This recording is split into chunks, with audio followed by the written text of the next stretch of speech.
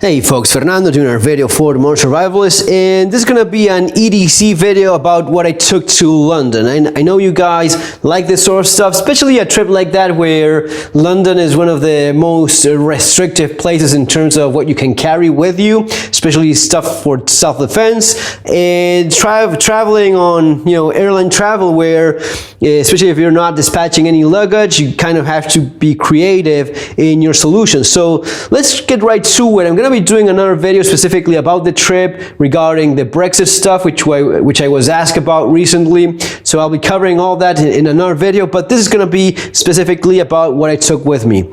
So in terms of footwear, I took just my shoes, the Salomon Quest. These are the Forces model, which are same as your typical Salomon Quest, but just a little bit more leather and more sand color, I guess, khaki or whatever this is. Great boots, and I walked a lot. I was walking about 20 kilometers one day, 10 kilometers the other. That's like 15 miles. The day that I did the most. Great boots. Remember to put good socks, because if not, there's doesn't matter if you have a $200 boot. If you put a Walmart sock in there that sucks, it's gonna be getting blisters all over regardless. In terms of jacket, I just took a soft shell. This is a brand that's not very well known, at least I don't know that. This is from Tech by Tommy. It's just a good soft shell jacket. It's very lightweight and it repels water nicely. It has a few years already, but it's still definitely usable and in good condition overall. So this is what I took in terms of jacket. It wasn't really that cold, but it's that cloudy weather where it's constantly raining a little bit here and there. So that's how I went about that. In terms of, well, this is what I had with me on the trip. Maybe the most noticeable thing would be the umbrella. And yeah, special mention for this. If you've checked out my latest book, this one, Street Survival Skills, there's a chapter specifically on stuff regarding self-defense with improvised methods. And one of them is about using an umbrella for self-defense. Where is that? Here it is. So I took a little bit of notice to that and looked into some of the self-defense umbrellas, right? If you don't have it already, Street Survival Skills, available in Amazon, right there. So there's different brands, some of them that make self-defense umbrellas. There's one that's called Wang or Quang or Wong or something like that. There's the Unbreakable umbrella. I came close to buying the Wang one, but it was like $100 and still was not all that convincing. And then I found this guy here, which I'm pretty much in love with, which is, let me make that focus somehow there, Collar and Cuffs London. You can buy these on Amazon for like $30, and the thing that caught my attention was, let me see if you guys notice it. It's pretty much a classic umbrella. Yes, it has a nice middle tip, and it also has a nice solid fiberglass rod throughout. So this is all a fiberglass stick with a metal tip. For $30, I'm really not complaining. I'm very happy with it. I also noticed that the Wang one, made in Germany or whatever it is, that costs $100, is also a black fiberglass shaft sticks, just like this one. It only has like a larger knob here, but the thing that I cared about the most, the fiberglass stick, is pretty much the same. I'm not so sure that there's different companies making fiberglass umbrellas. I have the suspicion that it's basically the same company, just marketing it differently with a few minor changes. Whether it is or not, I really don't care. This is a very solid, it's sold as like a storm-proof umbrella. It's very strong, and I have that nice tip. One of the things I did so as to avoid any potential problems is using this shrink plastic thing, adapted it to the tip. So this is how I presented it when going through security in the airport. I didn't get a second look. One of the guys there just looked at it as if, is this one of those weird self-defense umbrellas? No, it doesn't look like it. No, it just says, Collar and Cuff London. Doesn't seem like it being self-defense oriented, and this worked well because no one knew any better. And once I got there, just remove it, and it had that nice metal tip. So yeah, I definitely like it. I'm very happy with it, especially for the money, especially for it being as solid as it is. So yeah. Maybe if you're traveling a lot, maybe if you're around, I don't know, a city like Seattle or something like that, where you want to have something and you always keep it in your hand like so. So I was walking around London like this. If I saw a little bit of a darker street and some rather interesting looking Eastern, Asian looking, Middle Eastern or whatever it is that they're from, characters, you just lift it a little bit like that, and yeah, you're just walking normally. Oh, hi. And at least you have something to jab, hit people over the head with. It's okay, it's good.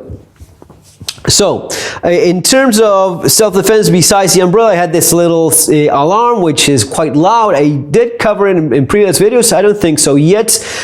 Coin pouch, which I also explained in the book, that can be used like a sap, and it's quite effective.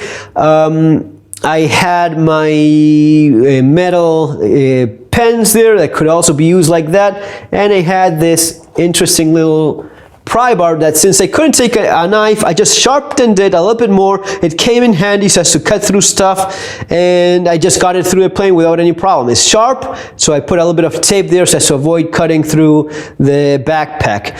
Talking about backpack, I took this Wenger one. I came close to taking this other one that I have. This is from Eastpak. This is my old high school backpack, which seems to be, you know, fashionable these days, but this is old. This is quite old. Made in the United States. The quality of construction was something different back then. The leather is still super supple, super soft. But at the last minute, I decided to go with that one because it has so much more pockets and just makes a lot more sense. I was also considering taking this one, but it kind of looks just too tactical looking, and I just didn't want to have that look when going through security all the time in museums and airport and all that stuff. So I made that final change. Since I wasn't dispatching any luggage, I didn't take my UK legal knife, which would be something like this. According to the laws over there, it has to be under 3 inches, and it cannot lock. A folding knife in UK, if you're carrying it, it cannot lock. So this is a UK legal knife. There's a model that's very similar to this that does lock. This one does not. As you see, you can fold it right there, and you can carry this through London all day long. But since it doesn't lock, it kind of sucks. But it has this finger choil thing, which you can get good hold of, and at least it's something. But I didn't want to dispatch any luggage, and you know, just left it back home. So bag, I took this little RZ mask with a couple more respirators there. In that outside pocket, I keep a first aid kit, little first aid kit, quick clot, tourniquet, and a little bit of paracord and some other cord there. Lighter, the coin pouch, leather coin pouch to be used for coins, and of course as a zap, as I was explaining before. A flashlight, I took this one. I kept it in the pocket at all times. This is, see how handy this umbrella is. A zebra light that uses a AA battery with a rechargeable 14500 battery. So yeah, it could be used as a headlamp. I used it a couple of times actually, and it came in handy there, especially that nice low mode that it has. So yes, this is a nice flashlight for that kind of trip, because you can use it as a headlamp. You can hang it on one of the straps of the backpack. If you need a flashlight, it's definitely there. What else? Some alcohol gel for cleaning your hands, a little bit of perfume, headphones for using it as an antenna with a cell phone in case I have to use the FM signal for radio and that sort of thing. The little alarm, the little pry bar. The pry bar is quite useful. If you don't have one of these, you should consider having one, especially for air travel. Yes, battery bank for recharging the phone, and the battery in that flashlight. The battery bank, guys, is essential for traveling around. You just need one of these because it just, especially when taking lots of pictures, you just want to have that. Watch, same as always, Casio Pro Trek titanium, just fantastic watch. Same wallet as always, but I had, as I explained in a previous video, I had this cool little RFID blocking card, which just blocks the signal from anyone trying to steal with a scanner, especially in airports or in subway and that sort of stuff. Any place that's very crowded, and definitely the tube in London is crowded, so you want to have this so as to block that signal in case someone is trying to steal it. Well, Kleenex, a couple of those, water bottle which got emptied in security, but you just fill it later on. A couple of sneaker bars for snacks. The pens, 2 pens, notepad. Yes, the pens could be used for self-defense as well, you know, but of course the umbrella is just so much better. I mean, in a place like London, you're going to be using it because it freaking rains all the time, so yes, it comes in handy. But again, the thing about having it in your hand at all times is even for people who are just being assholes, you just keep it there and it just makes room for you. Anyone that's trying to screw with you, you just have something to manipulate the environment around you a little bit nicer. I just cannot recommend it enough. Again, I don't remember the price exactly, but I think it was like 30, 35 bucks, 40, whatever it is. Great umbrella, loving it. Space blanket thing. Yes, my sunglasses, which I didn't use at all. Paracord that was already in the bag and one of the pockets, and I completely forgot about it. At the last minute, I threw some extra paracord. Don't ask me why, I don't know.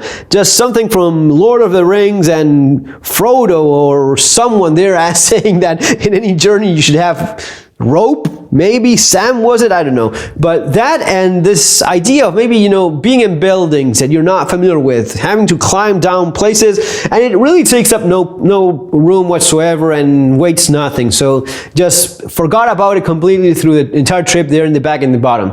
I wasn't taking a ton of stuff anyway, so no worries there.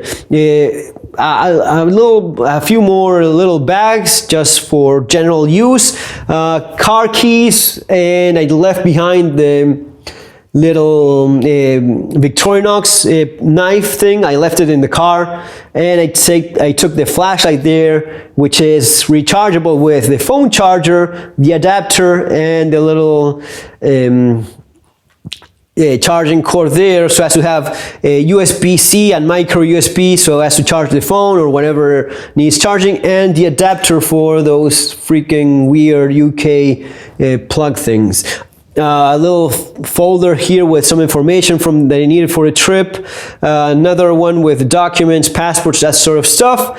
And what I have here is one of these neck warmers or neck scarves, whatever they're called. It's like a little neck tube, which I didn't even bring out of the original little bag, because with the jacket I was good enough. It actually was a little bit warm and would take the jacket off and off, put it back on whenever I was outside a little bit colder, but didn't have any need for that, just had it just in case. Guys, I think that's it. I'll leave the links for all this stuff below there in case you're interested. Especially two things. The card just makes a lot of sense. The umbrella is pretty cool, and yeah, that's it. Gonna be doing the video about the trip and my impressions on how things are over there, especially since I was asked about Brexit, how it's, in my opinion, turning out or not, because it's still out in the air floating around and nothing is decided. But yes, see you in our next video, guys. Have an awesome day.